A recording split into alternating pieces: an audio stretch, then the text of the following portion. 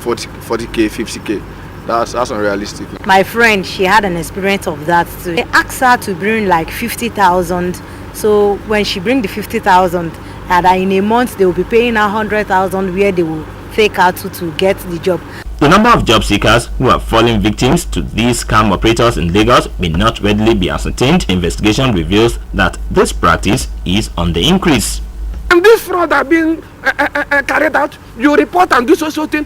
This has become a country. Everybody becomes a law to himself. Because the lady got mine. I don't know where she got the man. She continuously calling me. As part of the ploy to convince unsuspecting victims of the authenticity of the job offers, the advertisers provide phone numbers and sometimes with names of people to be contacted. I have a BSc. Would that fetch me a better job at the airport?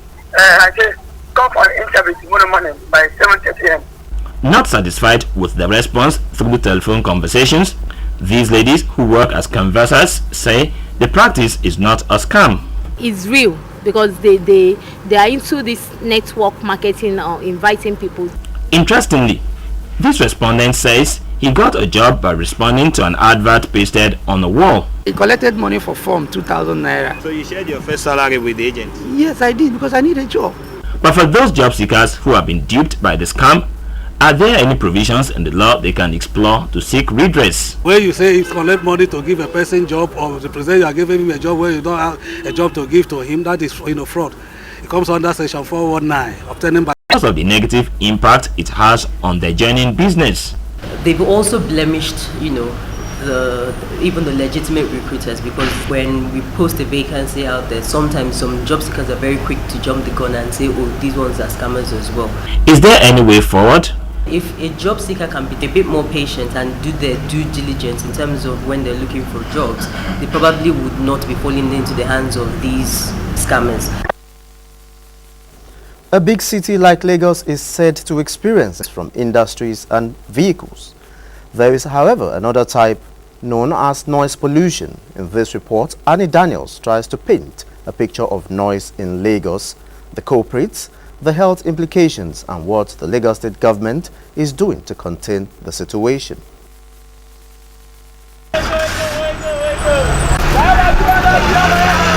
A bus conductor and driver there inviting passengers to board a waiting commercial bus.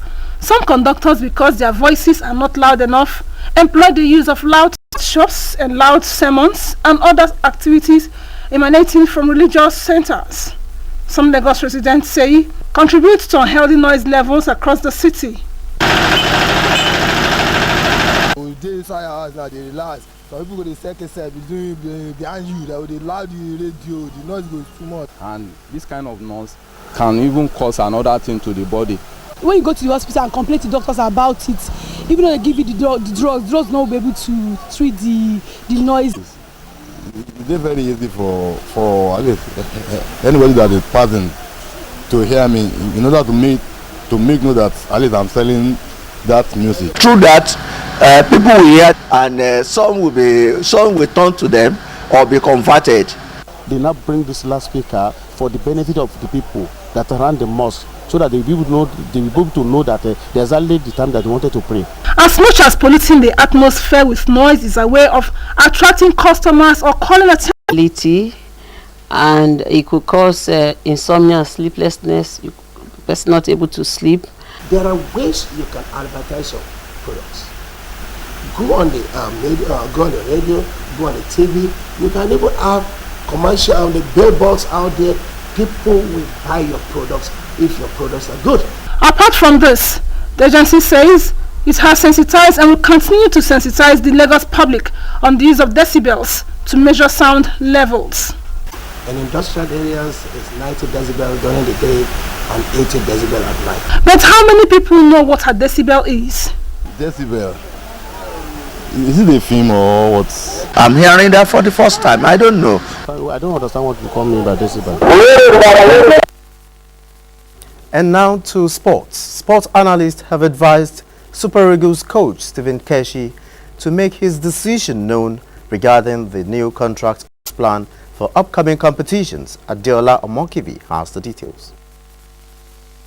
Following Following the contract recently offered Stephen Keshi by the Nigerian Football Federation to resume as Super Eagles chief coach, analysts have advised the 2013 Nations Cup winning coach to consider the contract and make his decision known to his would-be employers so that Nigerian football can move forward.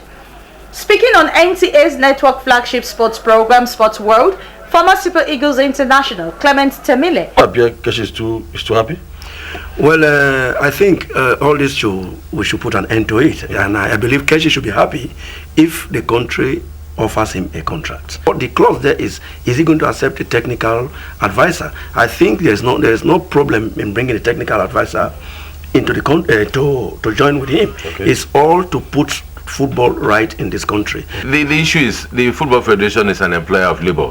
The Football Federation requires a head coach. The president of the Nigerian Tennis Federation, Sani Ndanusa, assures lovers of tennis that the 9 players that qualified for the Africa Junior Championship in Tunisia in the under 18, under 15, under 14 and under 12 categories will make the nation proud. Set to go, we are good to go, and the athletes are ready. We have been working. I must also say that this year we are going to, by the grace of God, record not less than 90% accomplishment that might impede players' preparation. To end the news, the highlight once again. As fuel scarcity is still biting hard in Lagos, the Department of Petroleum Resources said things should normalize in a few days' time. President Goodluck Jonathan interacts with youths in Lagos, promising them more representation in his administration. And on sports, Keshi advised to take a decision on his contract with the Nigerian Football Federation. And that